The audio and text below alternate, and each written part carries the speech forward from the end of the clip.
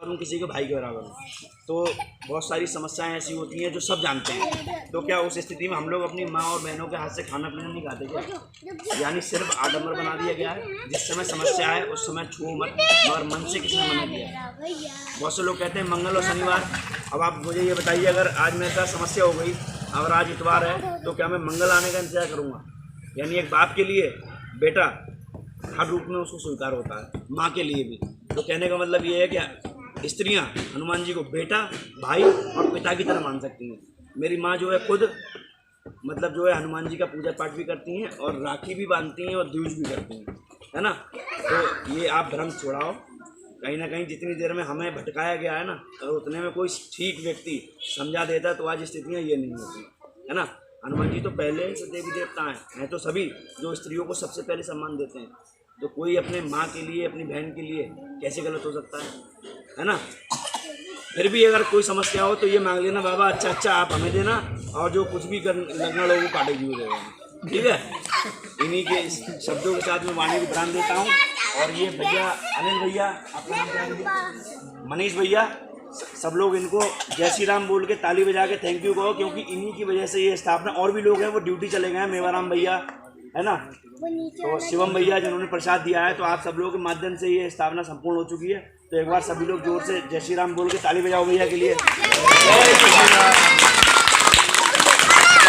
आपके पास आरती आ रही है, आरती लो, उसके बाद प्रसाद लेके तब जाओ।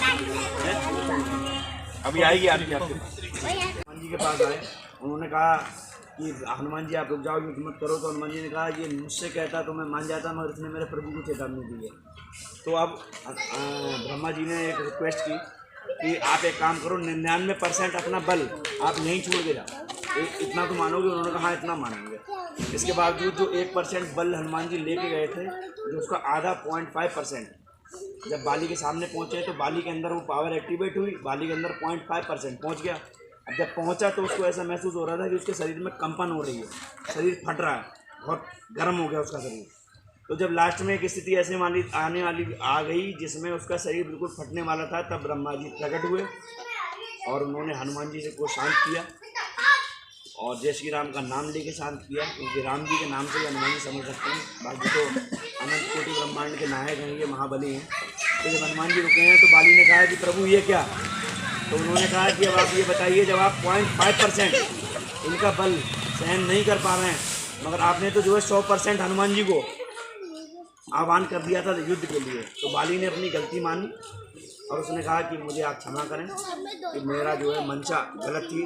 तो बताने का ये है उद्देश्य कि 100% तो छोड़ो, अगर मेरे माध्यम से, मेरा तो ये बिल्कुल फ्री संकल्प है, मेरे माध्यम से आपके माता पिता के लिए जो इस दुनिया में हैं, उनकी लंबी उम्र के लिए, जो नहीं है उनकी याद में, अगर एक प्रतिमा आपके बच्चे के जन्मदिन पर या शादी की सालगिरह पे मेरे द्वारा स्थापित हो गई, मैं तो माध्यम हूँ, तो अगर उसका 1% ब्याज अगर अच्छे के रूप में मिल गया तो आपकी पीढ़ियाँ भोग नहीं पाएंगी, ऐसा मेरा मानना है।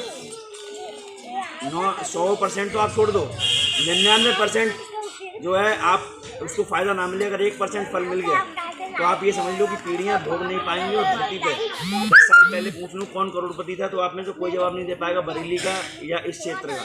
मगर अगर किसी व्यक्ति ने, रिक्शे वाले ने, टेम्पू वाले ने, या किसी सड़क चलते ने आपके पेट्रोल से मदद कर दी हो, 1 रुपया 10 रुपये टेम्पू को दे दिए हों, या किसी ने मदद फ्री में करी हो, तो आप उसका नाम कभी नहीं भूलोगे। यानी रह क्या जाता है?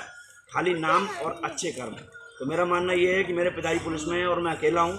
लोग कहते हैं हर पुलिस वाले का और हर अकेला बिगड़ा हुआ होता है, मगर मैंने कोशिश करी है कि हर पुलिस वाले का हर अकेला बिगड़ा हुआ नहीं होता। हमारा खुद का मकान तैयार नहीं है, मगर बाबा के लिए हम ये तैयार करते रहते हैं। 21 करा चुका हूँ, 22वीं स्थापना ये है।